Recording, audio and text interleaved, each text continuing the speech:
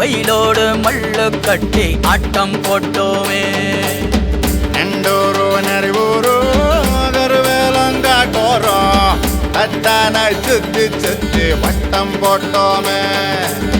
பசி வந்தா குருவி முட்ட தண்ணிக்கு தேவங்குட்ட பறிப்போமே சோழ தட்ட புழுதிதான் நம்ம சட்ட புழுதிதான் நம்ம சட்ட.